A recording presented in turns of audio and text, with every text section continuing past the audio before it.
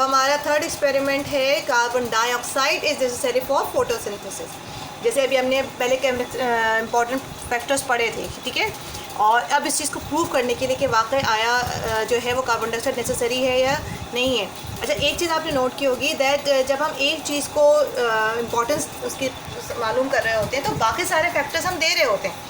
For example that अगर आपने chlorophyll मालूम करना था तो आप कार्बन डाइऑक्साइड की कोई कमी नहीं कर रहे थे, या लाइट की आप कमी नहीं कर रहे थे। जब लाइट की मालूमात करनी थी, लाइट को प्रूव करना, तो लाइट के अलावा बाकी सारे फैक्टर्स हम दे रहे थे, क्लोरोफिल भी दे रहे थे, कार्बन डाइऑक्साइड भी दे रहे थे। अब हमें कार्बन डाइऑक्साइड की अगर अहमियत मालूम करनी है, it means that carbon dioxide को वहाँ से रिमूव करना है और बाकी सारे फैक्टर्स हमने नहीं रिमूव करने, बाकी सारे फैक्टर्स तो एज इट इज़ करने, ताकि पता चले कि हाँ वाकई फोटोसिंथेसिस का प्रोसेस हो रहा है या नहीं हो रहा है। For that purpose 2 of the pots were taken for the selection and both of them were de-starched for 2 to 3 days। यानी वही बात है कि अंधेरे में रखा गया ताकि उनके अंदर से de-starching हो जाए, जितना भी ऑलरेडी रेडीमेड जो उनके पास मौजूद है स्टार्च वो यूटिलाइज हो जाए, नया कोई कार्बोहाइड्रेट या नया फूड ना बने। 2 से 3 दिन तक अंधेरे में रखने का ये मकसद होता है।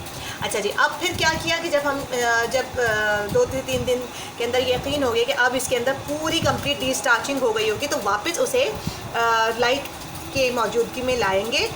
सिर्फ और सिर्फ देखना क्या है कि कार्बन डाइऑक्साइड की गैर मौजूदगी क्या वाकई इन पर असर रखती है नहीं रखती है।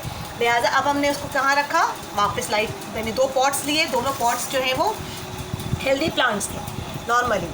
उन 2 जो पॉट्स हैं हमारे पास, उनमें से एक में हमने डाला है सोडियम बाइकार्बोनेट और दूसरे को हमने रखा है पोटेशियम हाइड्रोक्साइड के साथ, यानी KOH।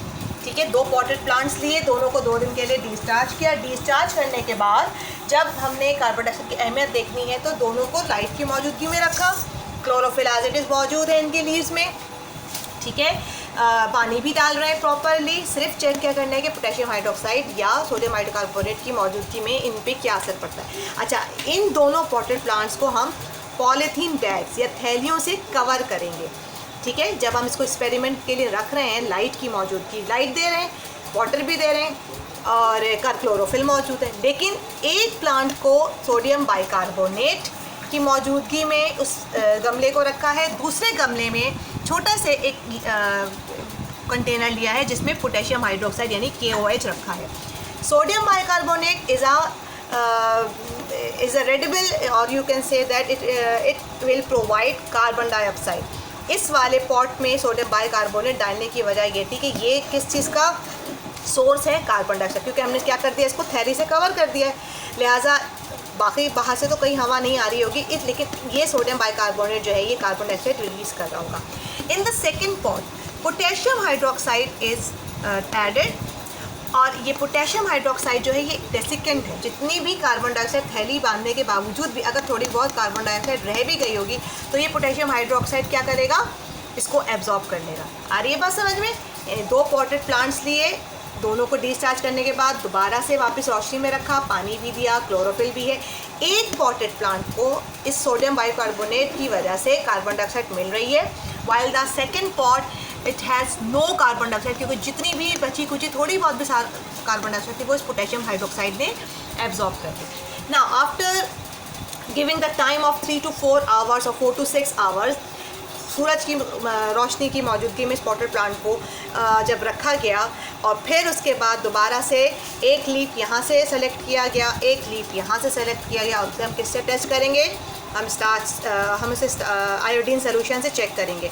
जैसे मैंने अभी आपको पहले बताया था कि जिस लीफ में स्टार्च मौजूद होगा वो लीफ आयोडीन के साथ मिलके it will be turn into the blue colour, while the next ये वाला इस वाले पॉटेड प्लांट से लिया गया लीफ जो है वो as it is blue colour में एज इट इज़ ब्राउन ही हो रहेगा, ब्राउन में कन्वर्ट हो जाएगा, या उसमें कोई कलरिंग चेंज नहीं आएगी, जिससे ये पता चलेगा कि यहाँ पर स्टार्च की फॉर्मेशन नहीं हुई।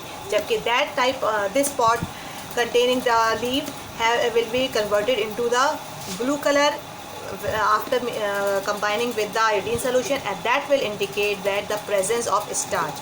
So that indicates the importance of the carbon dioxide, that if there is no carbon dioxide no photosynthesis will be performed, no starch will be there. But if we provide the carbon dioxide to the plant, that will result in the formation of starch.